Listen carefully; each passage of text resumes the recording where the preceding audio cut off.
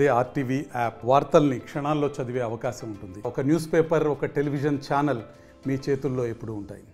దేశవ్యాప్తంగా భారత్ బంద్లో భాగంగా ఈరోజు సిద్దిపేట జిల్లా కేంద్రంలో వామపక్షాల ఆధ్వర్యంలో ఈ యొక్క కార్మికుల పక్షాన ఈ యొక్క మహాధర్నాను కూడా చేయడం జరుగుతుంది. అందులో భాగంగా కార్మిక వామపక్షాలకు సంబంధించి ఏఐటీసీ, సిఐటీసీ, బీఆర్టీయూ, హెచ్ఎంఎస్ అందుకు సంబంధించిన కార్మిక సంఘం నాయకులు కూడా ఈ యొక్క కార్యక్రమాన్ని నిర్వహిస్తుంది. అందులో భాగంగానే ఈ యొక్క కార్మిక సంఘం నాయకులు మనతో ఉన్నారు. చెప్పండి, ఎట్లా ఏంది ఇది బల ప్రదర్శన అనేది? ఇవాళ కేంద్రంలో ఉన్నటువంటి బీజేపీ ప్రభుత్వము కార్మిక చట్టాలను రద్దు చేసి యజమానులకు అనుకూలంగా కోళ్లను తీసుకొచ్చింది. అట్లాగే కనీస వేతనాలు లేవు, పిఎఫ్ లేదు, వాళ్ళ సాంఘిక భద్రత లేకుండా, సంక్షేమం లేకుండా కార్మికుల బతుకుల్ని మరి గాల్లో ఇడిచిపెట్టినటువంటి పరిస్థితి ఉంది. అట్లాగే రైతు చట్టాలు రద్దు చేస్తున్నారని చెప్పి మళ్ళీ దొడ్డిదారిని అమలు చేస్తూ ఉన్నది. ఇవాళ రైతులు ఢిల్లీ పొలిమేరలో పెద్ద ఎత్తున ఆందోళన చేస్తూ ఉన్నారు. మరి రైతు చట్టాలు రద్దు చేయాలని చెప్పి ఈ సందర్భంగా మేము డిమాండ్ చేస్తూ ఉన్నాం.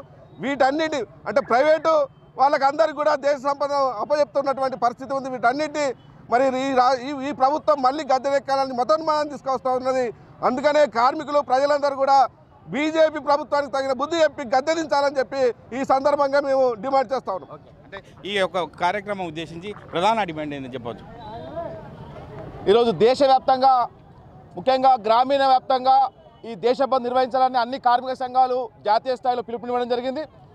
నరేంద్ర మోడీ మరి కేవలం కార్పొరేట్ శక్తులకే మరి ఏజెంట్గా మారి ఈరోజు కార్మిక వర్గాన్ని మరి వారి యొక్క బతుకులు బజారు పాలు చేసే విధంగా ఈరోజు చట్టాలు తీసుకొస్తూ ఉన్నారు. చట్టాలలో మరి గ్రామీణ స్థాయి నుంచి వచ్చినటువంటి నాయకులు ఉంటే బాగుండు, కానీ ఈరోజు కేవలం కార్పొరేట్ రంగాలకు సంబంధించిన వ్యక్తులు ఈరోజు చట్టసభల్లో ప్రాతినిధ్యం వహించడం వల్ల కార్మికులు తీవ్రమైనటువంటి ఇబ్బందులు ఎదుర్కొంటూ ఉన్నారు. కార్మిక చట్టాలు వాళ్ళే చేస్తూ ఉన్నారు.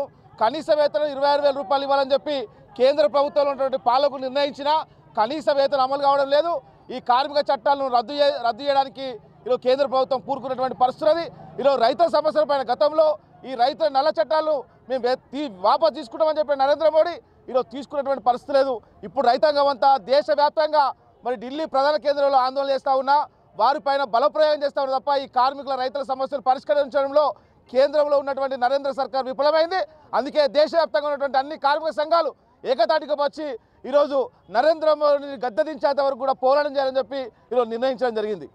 కేంద్ర రాష్ట్ర ప్రభుత్వాలకు సంబంధించి ఈ యొక్క కార్మికుల పక్షాన చేస్తున్నటువంటి సమస్యలను బీఆర్ఎస్ పార్టీ తను ఎలా చూస్తారు మీరు? ప్రత్యేకంగా ఇక్కడ మన రాష్ట్ర ప్రభుత్వం మహాలక్ష్మి పథకం తీసుకుని రావడం ద్వారా మా ఆటో కార్మికులంతా రోడ్డున పడ్డారు. రాష్ట్రంలోనే ఒక 15 లక్షల మంది ఆటో కార్మికులు ఉన్నారు. వాళ్ళందరి జీవితాలు రోడ్డుపైకి వచ్చినాయి. ఈ విషయాన్ని ముఖ్యమంత్రికి పలు దఫాలుగా ఆటో కార్మికులు వివిధ రూపాల్లో నిరసన ద్వారా, విజ్ఞప్తుల ద్వారా తెలియజేసారు. అయినప్పటికీ కూడా దీని వస్తలేరు.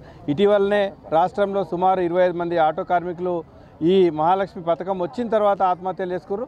మహాలక్ష్మి పథకానికి బీఆర్ఎస్ పార్టీ కానీ మేము ఎక్కడ కూడా వ్యతిరేకం కాదు. మా కార్మికులు కూడా ఒక మహిళలకు అందించే సౌకర్యం పట్ల మేము వ్యతిరేకం కాదు. కానీ ఒక ప్రత్యామ్నాయంగా ఈ ఆటోలపైన, ఈ ఆటో రవాణా మీద ఆధారపడిన ఆటో కార్మికుల జీవితాలు కూడా అస్తవ్యస్తమవుతున్నాయి. కాబట్టి ప్రభుత్వం వెంటనే వీళ్ళకు జీవనభృతి చెల్లించాలని, అదే రకంగా కేంద్ర రాష్ట్ర ప్రభుత్వాలు అనుసరిస్తున్న కార్మిక కర్షక వ్యతిరేక విధానాల కోసం ప్రత్యేకించి కేంద్ర ప్రభుత్వం ఈ రవాణా కార్మికులకు ఒక సంక్షేమ బోర్డు ఏర్పాటు చేసి వాళ్ళ ఉపాధి వైపు కూడా దృష్టి సారించాలనే డిమాండ్తో అన్ని కార్మిక సంఘాలు ఈరోజు రవాణా బంద్ అనే నినాదంతో మనం చేపడుతున్న ఈ నిరసన కార్యక్రమంలో బీఆర్టీయూ పక్షాన, బీఆర్ఎస్ పార్టీ పక్షాన ప్రత్యేకించి ఆటో కార్మికుల కోసం గలమెత్తడానికి మేము కూడా నిరసనలో పాల్గొంటున్నాం. కేంద్ర రాష్ట్ర ప్రభుత్వాలు సంబంధించి చూస్తున్నటువంటి కార్మికుల పక్షాన చేస్తున్నటువంటి ఈ యొక్క పరిస్థితిని మేము తీవ్రంగా ఖండిస్తున్నాం. అందులో భాగంగానే దేశవ్యాప్తంగా ఈ ర్యాలీలో కూడా పాల్గొని నిరసన వ్యక్తం చేస్తున్నామని చెప్పి వామపక్ష నాయకులు కూడా చెప్పడం జరుగుతుంది. కెమెరామెన్ నెల్లూరుతో మహేష్, ఆర్టీవీ, ఉమ్మడి మెదక్ జిల్లా. మరిన్ని వీడియోస్ కోసం ఛానల్ ని సబ్స్క్రైబ్ చేయండి. లేటెస్ట్ అప్డేట్స్ కోసం వాట్సాప్ ఛానల్ ని ఫాలో చేయండి. అండ్ లింక్ డిస్క్రిప్షన్ లో ఉంది.